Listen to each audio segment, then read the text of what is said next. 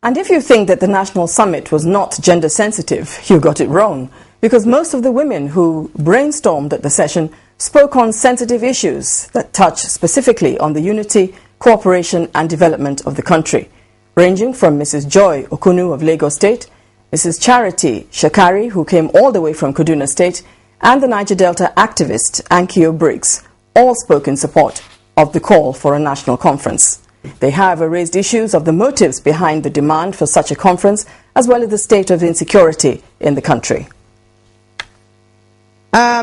I want to stand on the first national anthem, which is really where my heart is.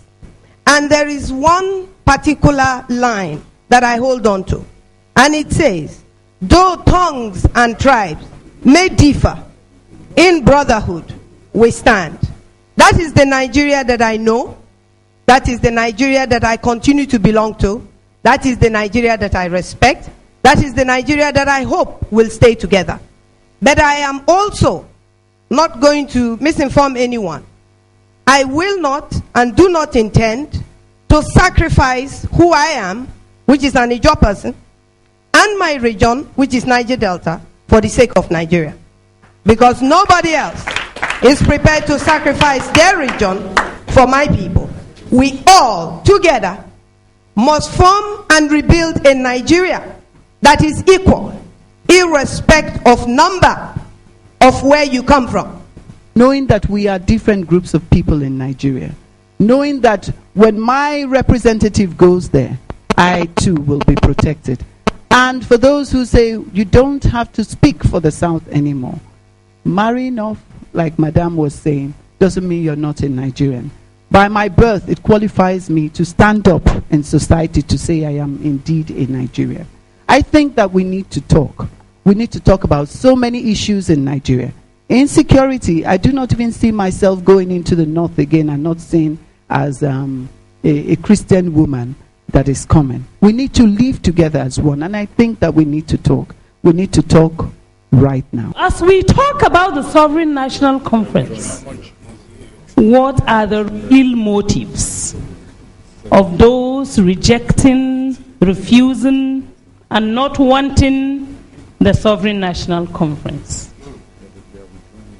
And what also are the real motives of those that are insisting for the Sovereign National Conference?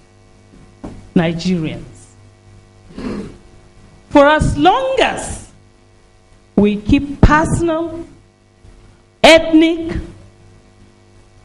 sectional, regional, and religious biases within us, behind us, and we come frontally to say things when our motives are different, we have a problem. Well, former Aviation Minister Femi Fani-Kayode and social activist Ankio Briggs both took a swipe at the Central Bank Governor Sanusi Lamido Sanusi over a statement credited to him in which he suggested that the Boko Haram crisis might be connected to the issue of derivation and revenue. They both said the CBN governor got it completely wrong by that statement. The threat of Boko Haram, it's not an academic issue anymore. It's not something we should just be discussing at conferences anymore. People are being killed night and day.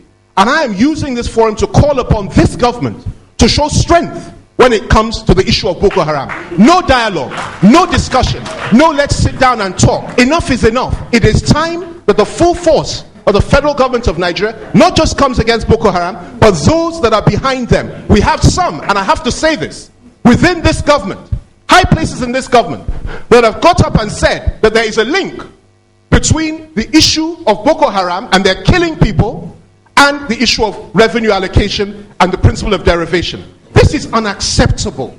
How can you suggest that there's a link between the two? We will not accept it. We will not bow to it. We will not tolerate it. I am highly offended by the comment of Sanusi that people are killing their fellow human beings because of derivation. If we're sharing derivation, what is it that he, Sanusi, what is in his state? What is he bringing to Nigeria?